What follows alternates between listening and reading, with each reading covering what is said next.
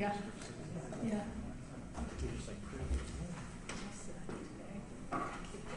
All rise. Thank you. Please be seated.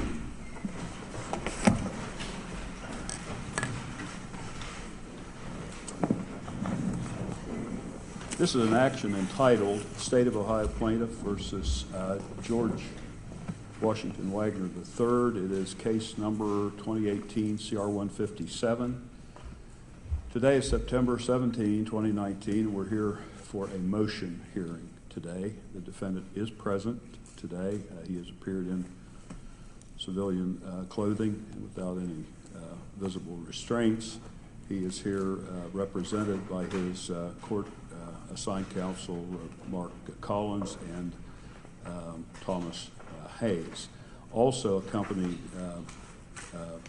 these attorneys, these court-assigned attorneys, are Caitlin Stevens, also an attorney, I understand, with Mr. Collins, and Emily Enstedt, who I believe is an attorney with Mr. Hayes. Is that correct? All right. We have representing the state of Ohio, prosecuting attorney Rob Junk, Special Prosecutor Angela Canepa, and Assistant Attorney General Anthony Pearson. John Jenkins of Ohio BCI&I is also present. There were 41 defense motions filed. We've referred to these sort of as sometimes as non-substantive. That term may not be too maybe the best to use, but non-fact specific motions. Many of these are typical in cases of this kind. Not that they're not important motions, but they're non-fact specific. They're going to be argued today by counsel. It's my understanding that there's no need for the presentation of testimony or anything with respect to these, but the counsel will be arguing some of them. Some of them the counsel may wish to rest on the briefs that they've already filed. The court has previously ruled on 3 of these. Defense motion number 4, which was a motion for a stenographic record of all court proceedings in this case. The court has already ruled on that and granted that. Number 20 was a motion to record all sidebar proceedings. The court, my recollection is, was on agreement of the parties. The court granted that. There was also defense motion number 22 was granted in part. That was a motion to permit the accused to appear in civilian clothing and without restraints, and the court did order that the defendant be permitted to appear in civilian clothing without visible restraints. So that leaves us, I believe, 38 motions to be argued today. Also, it's anticipated there will be fact-specific motions filed in this case. Currently, there is a deadline of October 31 for the filing of those. We'll be discussing that a little bit, I think, here today, too. There may be discovery, I think, is not 100% complete, so that October 31 date is affected by how quickly that the defense can receive all discoverable things and in a form that they can open the computer things and familiarize themselves with the discovery. But right now it's October 31 for the deadline of filing fact-specific motions, with November 22nd as the date by which the state is to make a response to those motions, December 6th for rebuttal by the defense.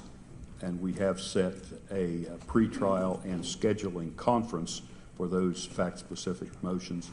That conference is set for December 9, 2019 at 1:30 p.m. Let me ask first here at the start of this, Mr. Wagner, have you been visited by your attorneys here as often as you feel that you should be seeing them and as often as you want to? Yeah. Are you satisfied with the representation you're getting from your attorneys in this case? and you may confer with your attorneys either out here or privately before answering this if you wish to, but are there any problems that you wish to bring to the attention of the court, or any matters that you wish to bring to the attention of the court that your attorneys have not brought to the attention? No. All right. That's fine. You may be seated.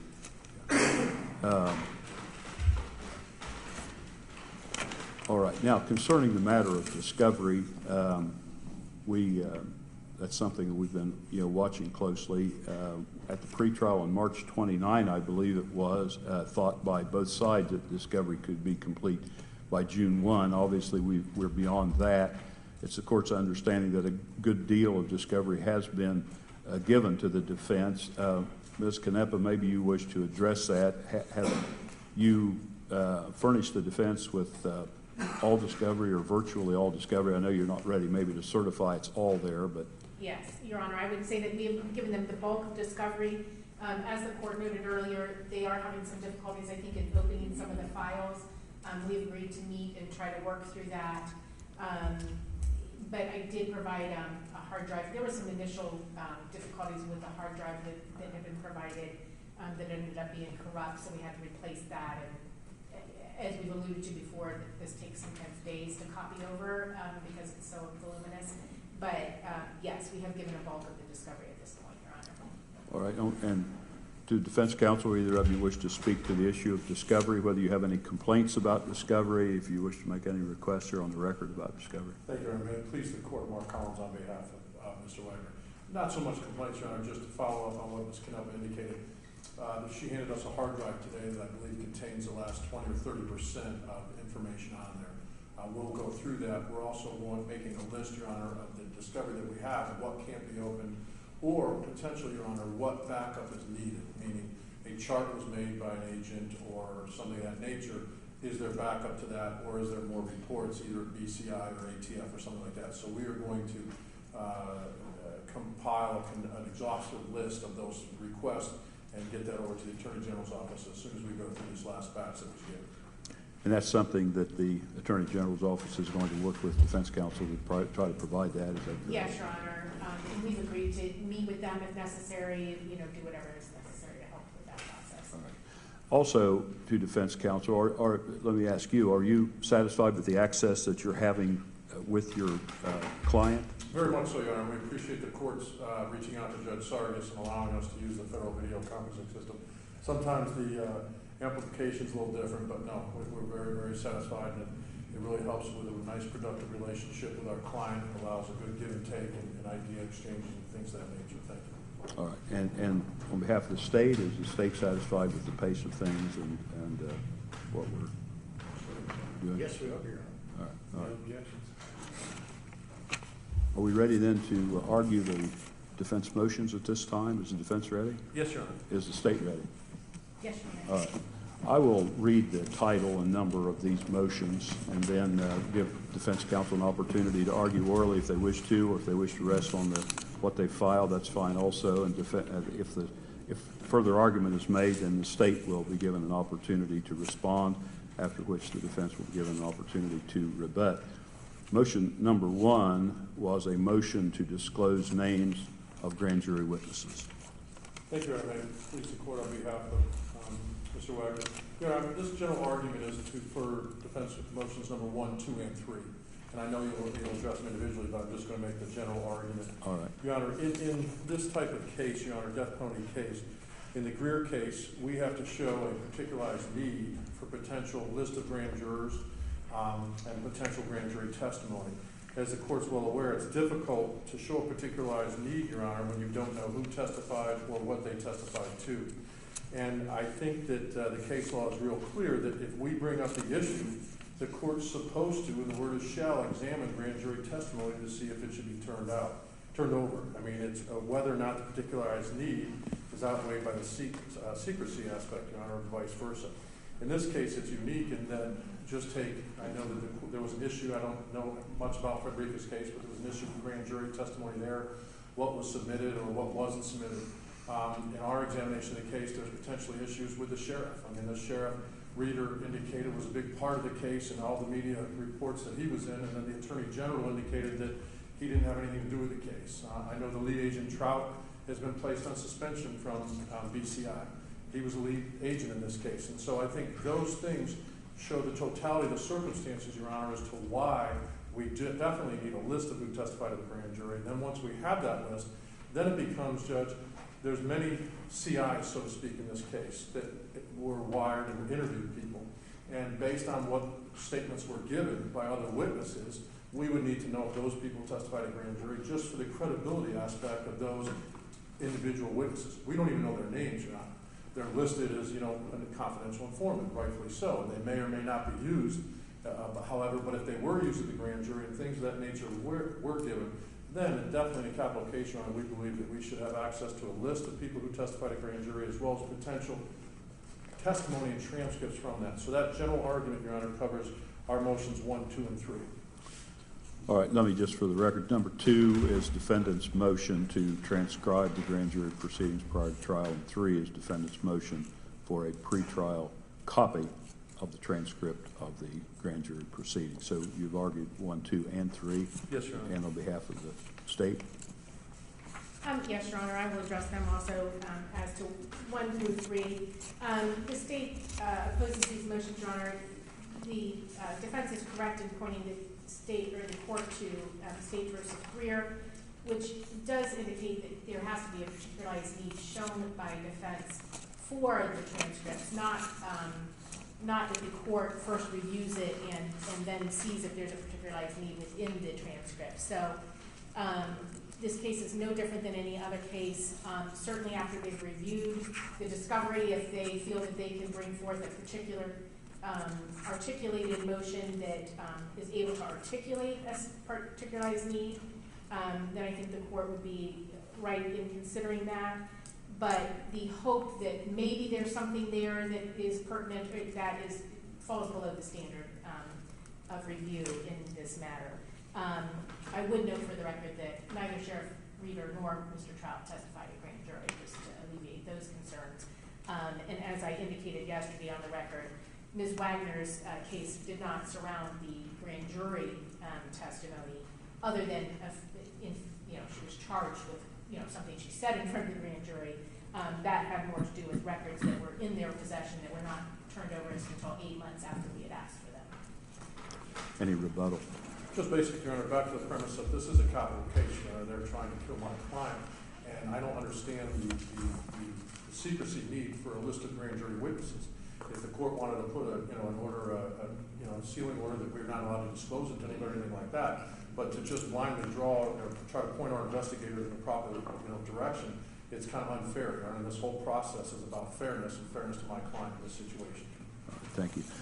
One thing I want to put on the record here too, although I've alerted counsel to this in chambers, is that court intends to reserve ruling on the motions argued today because we have 4 cases, and some of the motions are in each case are identical, and if not identical, very close, and so the court intends to allow the arguments to be made in all 4 cases before issuing rulings on these.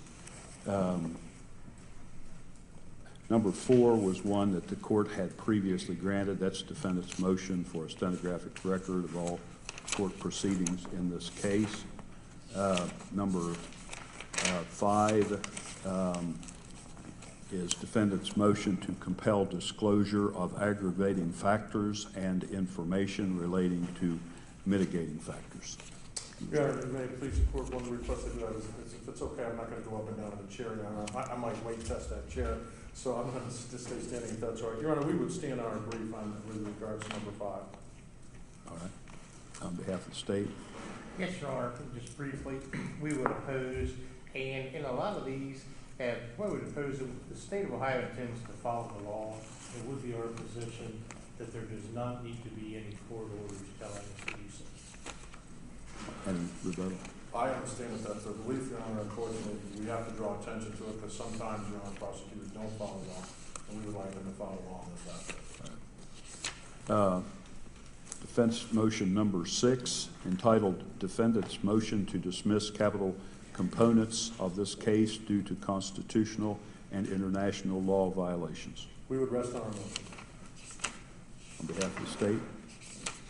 Your Honor, the death penalty has been repeatedly upheld by the Ohio Supreme Court, and we're not subject to international law on this.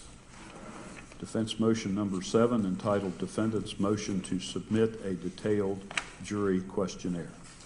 Thank you, Your Honor. Normally, in these types of cases, we work well with the other side, and I'm sure that we will be able to come up with an individual questionnaire that's agreeable to both sides. However, we may have to come to the court with potential issues. We might want to frame a question one way or ask a certain type of question that the governor might oppose to, and that's why we filed this motion, to make sure the court's aware that I'm sure we'll be able to limit our differences down, but there may be a few that will need to be addressed at another time. So I guess we would ask you to reserve ruling on that until we've had the opportunity to go through those. All right, on behalf of the state.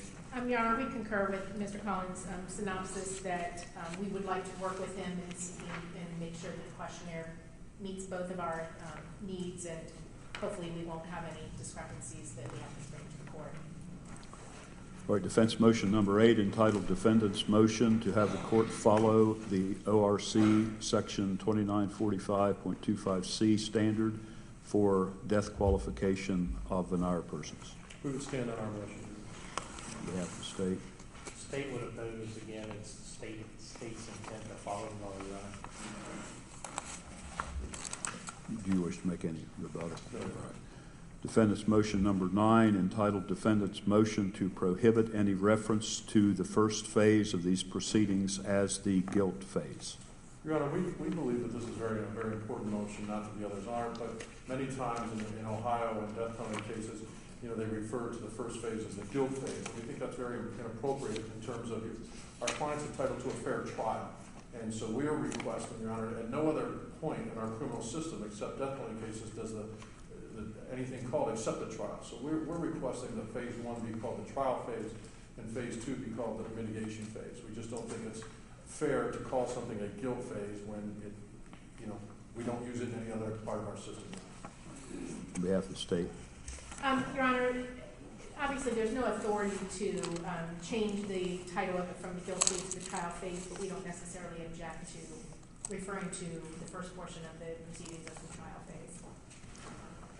Any rebuttal? All right. Number 10, defendant's motion number 10, defendant's motion for special procedures to insulate the veneer and the impaneled jury. Your Honor, we would just rest on our motion. On behalf of the state. And we'd oppose, or we would agree that there are procedures that the court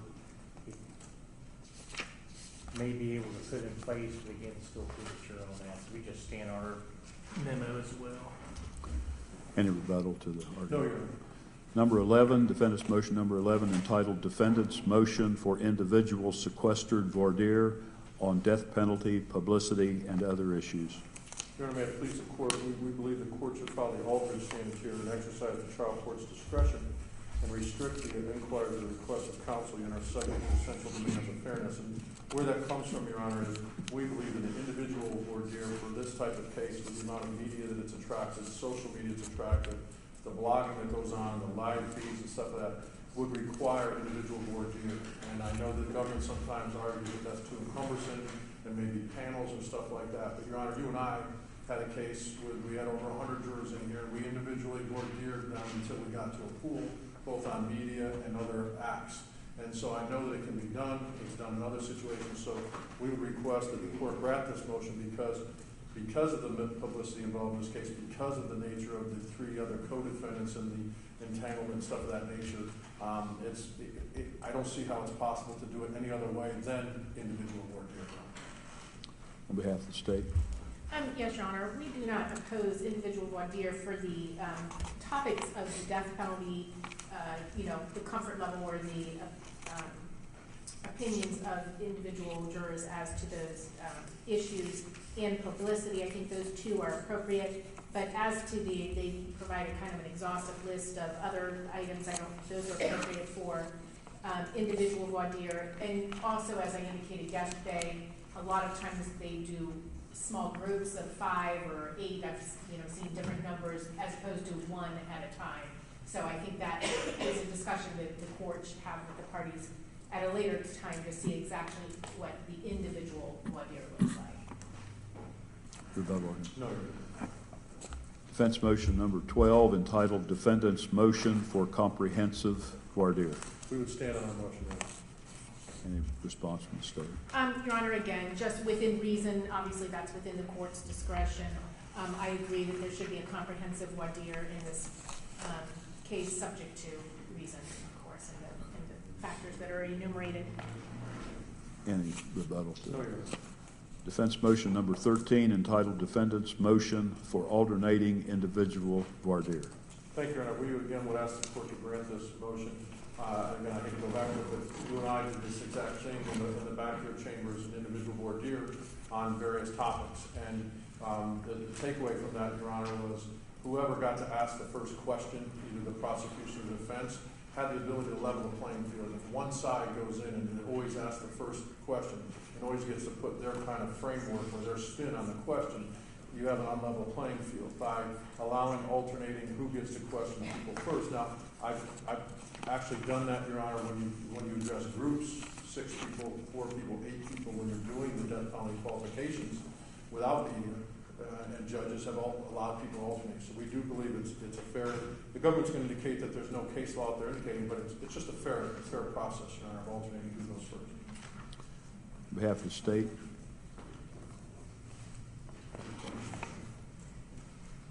Your Honor, the state of Ohio would oppose this. There's no actual authority for it, and again, the state goes first because we have the burden of proof. We'd also point the court to a memorandum of conduct as well. On behalf of the defense. Number 14, entitled Defendant's Motion to Exclude Venire Persons Who Cannot Fairly Consider Mitigating Evidence and or who would automatically vote for death upon a finding of guilt in the culpability phase. Your Honor, this was filed mainly to direct the court's attention to the fact that many times during the capital component of the voir dire, individuals say, well, geez, if I find someone guilty, to me that's automatically the death penalty. And there we just want to remind the court that, that's a challenge for cause. And basically, you have the guilt equals death. Now, the other stuff, some people may find other ways. So we're just drawing the court's attention. And I know the court will be fair on that, but that amounts to a cause challenge, Your Honor, as opposed to something else. I do notice here that this motion uses the expression culpability phase. Is that an alternate? Your Honor, I apologize. Yeah, that is in the second. Yes, the first phase. I'm sorry, Your Honor. All right. On behalf of the state. Yes, Your Honor. We oppose this motion. Again, I think it's what I would categorize as premature. You're going to have to judge each individual juror's responses based on the responses and the context that they give them. As I noted yesterday, they are perfectly within their rights to say that they would not be compelled by mitigating factor A, B, or C. If in fact, I've had defense attorneys ask that question, given hypotheticals and try to gauge their thing, they are within their rights to assign little or no weight to any given mitigating factor. So for them to ask for a blanket ruling that we're going to exclude anybody who won't consider some mitigating factors, certainly if they say that they'd automatically in all cases give the death penalty, then that could be something they can raise as cause. But I would just ask the court to defer ruling on this until such time as those issues present with each juror. Rebuttal argument? No rebuttal, Your Honor. Defense number 15, entitled Defendant's Motion to Prohibit the State's Use of Peremptory Challenges to Exclude Venire Persons with Concerns about Imposing the Death Penalty. Your Honor, we would rest on our motion with regards to the Witherspoon and the Lockhart, which is the key case law that's outlined in our brief. Any argument from the state? Your Honor, we would oppose this motion. This goes beyond case law that states specifically in capital cases that the only thing we can't do is exclude based on race or gender. But we can use peremptory challenges to remove jurors who are opposed to capital punishment, and that does not violate any due process. Any further argument from the defense? Defense number 16, entitled Defendant's Motion to Prohibit References to the Jury that a death penalty verdict is only a recommendation to the trial judge. Your Honor, again, this was filed because basically it comes from experience in terms of situations I've been involved in. It's outlined in the State v. Jenkins, Your Honor, as well as Caldwell, Mississippi, where the Supreme Court of the United States, where it's held it's impermissible to diminish or minimize any way the jury's sense of importance in its role. Sometimes you would have some comments that were made in arguments, Your Honor, that, geez, ladies and gentlemen, the jury, don't worry, the judge has to make the final say in the state of Ohio and things of that nature. So we just want to draw the court's attention to be on the lookout. Not that Mr. Knupp or Mr. Junk or Mr. Pearson would do that, but those things have come up in Ohio death penalty cases, Your Honor, and that's why this motion was filed. On behalf of the state? Your Honor, on behalf of the state, we oppose, our position would be that this would not be the law in the state of Ohio. We would simply ask the court to follow the law and follow Louisiana. Any rebuttal? No, Your Honor. Defense motion number 17, entitled Defendant's Motion to have the court follow criteria outlined within Witherspoon versus Illinois and Wainwright versus Witt for death qualification. We would stand on our motion, Your Honor, for number 17. On behalf of the state? Your Honor, likewise, this is one of those follow the law, which I believe both the court and the state will do, and there's no need for a motion or order by the court. Any rebuttal? No, Your Honor. Defense number 18, entitled Defendant's Motion for daily transcripts. Your Honor, we believe this is an important aspect. I was fortunate or unfortunate, I'm going to get involved in some federal cases with multiple co-defendants, and just the fact of having daily transcripts, Your Honor, just made it much easier to proceed the next day and avoid delays and things of that nature. I know that they're not potentially 100% certified, but in this type of case, Your Honor, in this situation, there's going to be appeals and everything of that nature, so it just kind of makes common sense to do that on a daily basis to begin with. On behalf of the state? Your Honor, we oppose this. This would be an undue burden upon the court. There's no authority or precedent for this. In fact, the case that is cited in their brief is for prior proceedings, not current proceedings. So, again, it's not critical to the due process owed to the defendant.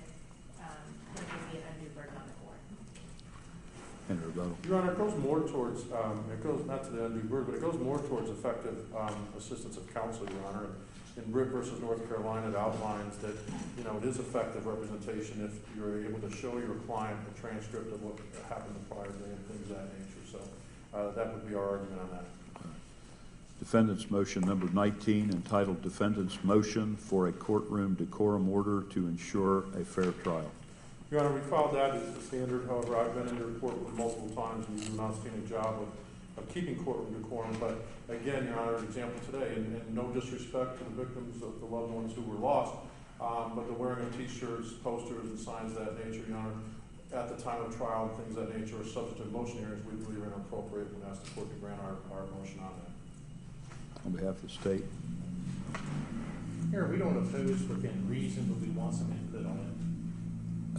We will indicate to the court that obviously we will have everyone on their best behavior for the trial time and the time. I haven't observed any misbehavior by anyone in any of the hearings in this matter. But let me ask this. There's suggested language in 1, 2, and 3 on page 2 of the defense memorandum. Does the state see anything objectionable about the language there?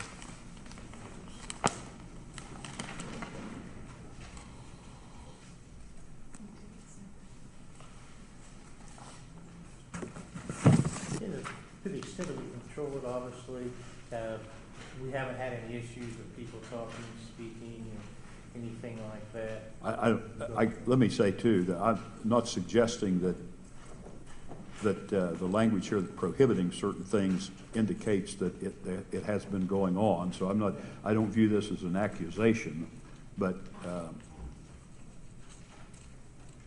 is there anything there that the state feels should not be prohibited? No, Your Honor. Does defense have a rebuttal? No. Number 20, entitled Defendant's Motion to Record All Sidebar Proceedings. I think that's one we indicated before had been granted on. I felt like it was agreement of the parties. I think the record indicates that. Defense number 21, entitled Defendant's Motion to Have Reasons for Defense Objections and Reasons for Overruling Defense Objections, placed on the record. Your Honor, we believe that the purpose of this motion is to ensure avoiding just basic plain error and basically protection for the defense attorneys in terms of any appellate issues, and it just makes common sense and good practice to have those reasons placed on the record, even if it's a very brief explanation. On behalf of the state, On behalf of the state, Your Honor, we would oppose, our position would be the motion is premature, and that as long as objections are preserved for appeal, there doesn't need to be an order on it. rebuttal argument. Yeah, it's just more clarity, and it's more for the protection of the record. It's very little effort, and it's another 10 seconds, after the court rules. Defense number 22, entitled Defendant's Motion to Permit Accused to Appear in Civilian Clothing. That was one also that the court had ruled on already. Defense motion number 23, entitled Defendant's Motion to Properly Preserve and Catalog All Physical Evidence. Your Honor, this case, especially because we would request that this be granted, you have, I think, the Pike County Sheriff's Department, ATF, BCI, I don't know if the FBI is involved with multiple agencies, and there's hundreds and hundreds of exhibits, so whether or not the government intends to admit them or not, we believe that a complete catalog should be properly made and preserved, Your Honor, for appellate issues. On behalf of the state, Your Honor, again, we oppose this motion. Again, this is akin to telling us to do what we're supposed to do. The cases that are cited by defense counsel talk to the destruction of evidence and the standards for that it was acted in bad faith or it was of exculpatory value. Obviously, as this court knows, we preserved the actual crime scene. So I don't think there's a concern that we're not preserving everything that is even remotely relevant. any rebuttal? No, Your Honor. Defense number 24, entitled Defendant's Motion for an Order Directing that a complete copy of the prosecutor's file be made and turned over to the court for review and to be sealed for appellate review if necessary. Absolutely, Your Honor. We believe that that's standard practice, and we'd be open to giving a complete copy of our file as well, Your Honor, for the appellate purposes involving a capital case. On behalf of the state. Your Honor, we do oppose this motion. Again, there's no authority for this, and especially in the day and age such as today where we have open discovery, they are getting everything that we have, so. Any rebuttal? Your Honor, there shouldn't be any doubt. You're getting everything you have, and there should be no opposition to preserving it and cataloging it. It just makes common sense. All right, number 25, entitled Defendant's Motion to Compel Law Enforcement Officials to Turn Over and Advise the Prosecuting Attorney of all information acquired during the course of investigation. Again, Your Honor, this one stems from experience as well as capital experience. Many times there'll be a hearing, whether it's a suppression hearing, whether it's in trial, Your Honor, where a topic comes up that the agent, the officer, or the sheriff's deputy doesn't realize that they actually have, or they have a copy taken for him and it wasn't turned over. We're just asking well in advance of any potential trial date here that the government go to great lengths to ensure to all the different law agencies they've been involved in with this case that they've turned everything over to them. On behalf of the state.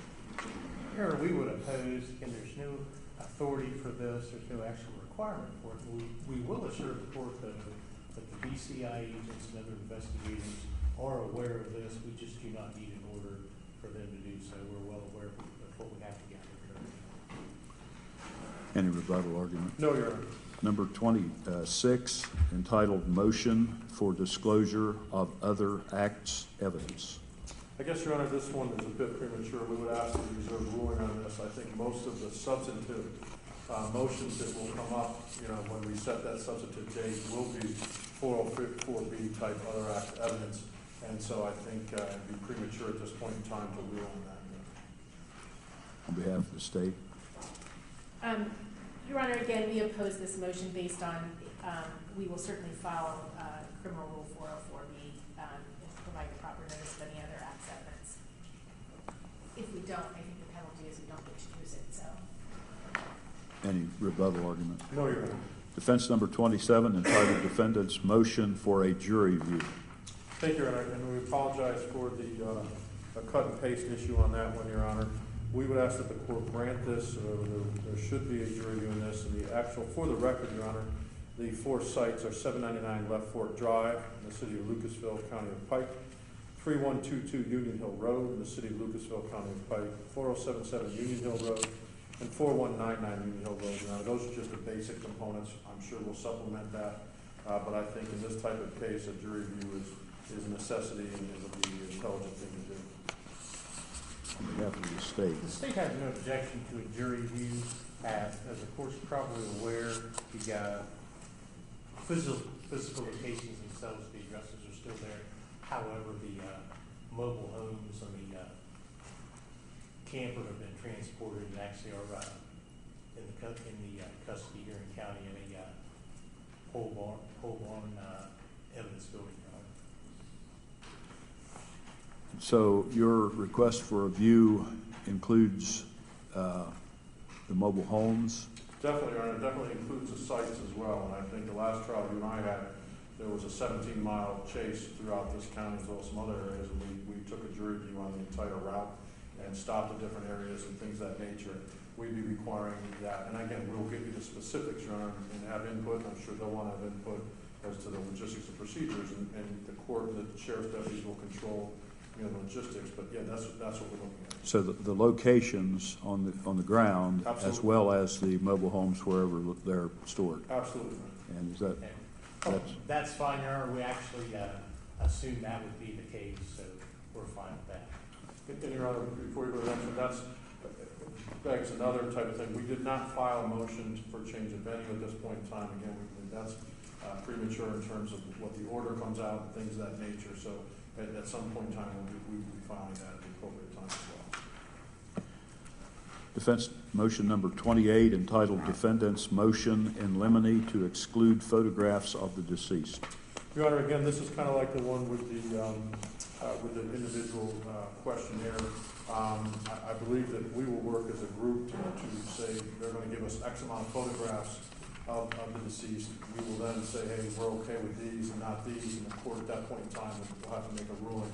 But we're just letting the court know that there will be something coming if we can't agree to the amount of pictures and the type of pictures.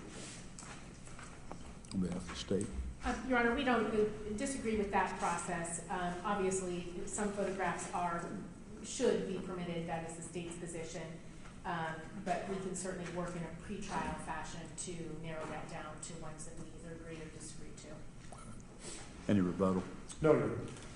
Defendant's motion number 29, entitled Defendant's Motion in Limine to prohibit the prejudicial display of tangible things and or photographs during trial. We would rest on our motion, Your Honor.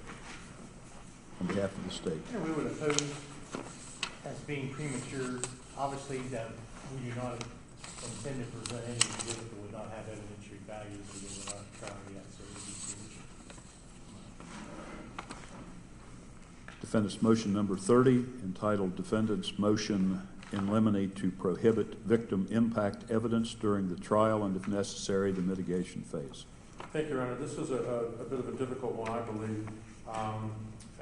Since Marcy's Law has kind of changed things, if an alleged offense occurred after Marcy's Law went into effect, this alleged offense, Your Honor, occurred prior, and therefore I think the case law is fairly clear that victim impact is not appropriate to come into the mitigation phase, Your Honor, and we would ask the court to grant this motion, Your Honor, both during the trial and, if necessary, the mitigation phase, both aspects, Your Honor. On behalf of the state.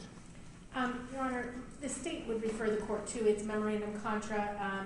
We believe there's some misstatement of the law. I agree Marcy's Law does certainly change the landscape of things, but even prior to that, Your Honor, the U.S. Supreme Court held that the 8th Amendment doesn't bar victim impact evidence relating to the victim's personal characteristics and the emotional impact of the murder on the victim's family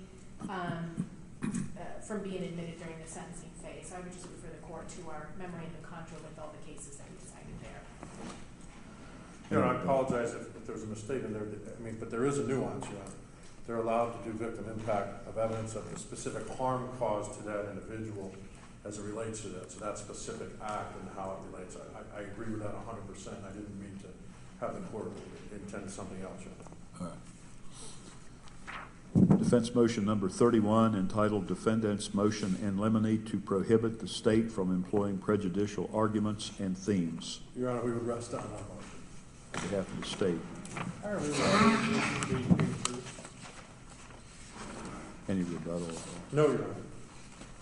Number 32, defendant's motion to determine and limit plaintiff's mitigation phase evidence outside the presence of the jury.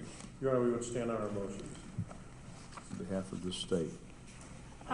Your Honor, again, we would also refer the court to our memorandum contra, but we disagree with the limits that the defense asserts that the state would be under, and would specifically refer the court to State versus DePue and State versus Gum.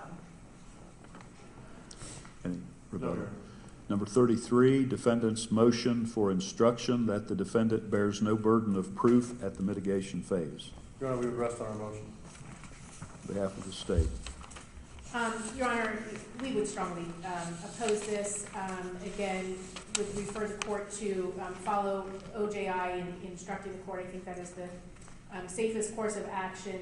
And again, the defense has to show that there is a mitigating factor has been established by preponderance of the evidence. It is the state's burden to show that beyond a reasonable doubt that the aggravating circumstances outweigh the mitigating factors, and we need not prove the absence of any mitigating factors. So we would just ask the court to follow the case law and OJI. Any rebuttal? No, Your Honor. Number 34, defendant's motion in limine to limit scope of any rebuttal evidence offered by the state in the mitigation phase. Your Honor, again, we would ask that that be limited to only arises when we place an issue in the mitigating factor column. They can rebut that, Your Honor. We believe that right, however, is limited, Your Honor, to those instances when the offenses offer a specific assertion by mitigation witnesses or by the defendant or something that's mitigating factor. Your Honor, we would ask that the court grant that motion. On behalf of the state of Ohio. However, we would oppose, we just refer the court to our memo and specifically review the Lawson case. Rebuttal argument. No, Your Honor. Number 35, defendant's motion to prohibit the prosecutor from arguing and the court from giving instructions regarding statutory mitigation factors not raised by the defense. Your Honor, that kind of follows the last motion, and here, again, out of experience and the practical nature of things, we're asking the court to limit the prosecution from commenting on a fact. Out of the 7 factors, if we only talk about 3 of them, we're asking the court to limit the prosecution's ability to comment on the 4 that we didn't talk about and say, well, you don't have those 4, and put it in the weighing process. We're asking for the court to grant the motion. On behalf of the state. We would oppose, Your Honor, be our position that the statement of the DePue case, position we can comment, the court, we can't comment, the court can't instruct, we just ask the court to follow GI. Rebuttal argument. No, Your Honor. Number 36, defendant's motion in limine regarding the admissibility of mitigating evidence that postdates defendant's arrest. We would stand on our motion then. On behalf of the state. Your Honor, we oppose a blanket ruling in this case. Again, I think that each piece of evidence that they intend to admit needs to be analyzed by the court. There is not, while they are given wide latitude of submitting mitigating evidence, during the mitigation phase, the court still has authority to exclude anything that's irrelevant, and that has been upheld numerous times. Specifically in post-arrest matters, it's less likely to be relevant. Rebuttal argument. No, Your Honor. Defense motion number 37, entitled Defendant's Motion to Avoid Coercive Practices During Mitigation Phase Deliberations. Your Honor, this comes up as well, and when you talk to jurors in the death penalty case, Your Honor, we believe that under the State v. Brooks case, jurors must be instructed that they do not have to be unanimously rejected. Any one person, Your Honor, can stop a death verdict, Your Honor. We would ask the court to grant that motion. On behalf of the state of Ohio. We would oppose this as being premature. It's also our position that law clearly states the court can instruct a deadlock jury. Any rebuttal? No, Your Honor. Defense motion number 38, entitled Defendant's Motion in Limine to prohibit the state from commenting on defendant's unsworn statement. Your Honor, we rest on our brief. On behalf of the state. Your Honor, yes, we oppose this motion. We are allowed to comment on the fact that the statement is unsworn and if it contradicts any evidence that is before the jury. Any rebuttal? No, Your Honor. Number 39, defendant's motion to allow the defense to argue last at the mitigation phase. We would stand on our motion, Your Honor. On behalf of the state. We would oppose, the state has the burden of proof in the case of the no authority. Any rebuttal? No, Your Honor. Defendant's motion number 40, entitled Defendant's Motion to instruct the jury to consider mercy in its mitigation phase deliberations and to prohibit the prosecutor from arguing that the jury should not consider mercy. We would rest on our brief, Your Honor. On behalf of the state. Your Honor, we would strongly oppose this motion as well. The Ohio Supreme Court has consistently held that there is, the defendant is not entitled to instruction on mercy. And in fact, that permitting a jury to consider mercy, which is not a mitigating factor and thus irrelevant, would violate the well-established principle that the death penalty must not be administered in arbitrary, capricious, or unpredictable manner. The case law is very clear on this. The defense cannot argue for mercy, the jurors cannot be instructed to consider it, and that we may properly argue that they can't consider it. Any rebuttal? No, Your Honor. Defense motion number 41, entitled Defendant's Motion to instruct the jury on the specific mitigating factors raised by defense. Your Honor, we would stand on our motion. On behalf of the state. Your Honor, the state would oppose, all we would ask is just the court follow the high revised code on this. Any rebuttal? All right, that concludes the arguments concerning the 41 motions. Is there anything further that we need to place on this record today on behalf of the state? No, Your Honor. On behalf of the defense? No, Your Honor. Thank you very much. Thank you. With that, we are adjourned. Thank you, Your Honor. You're welcome.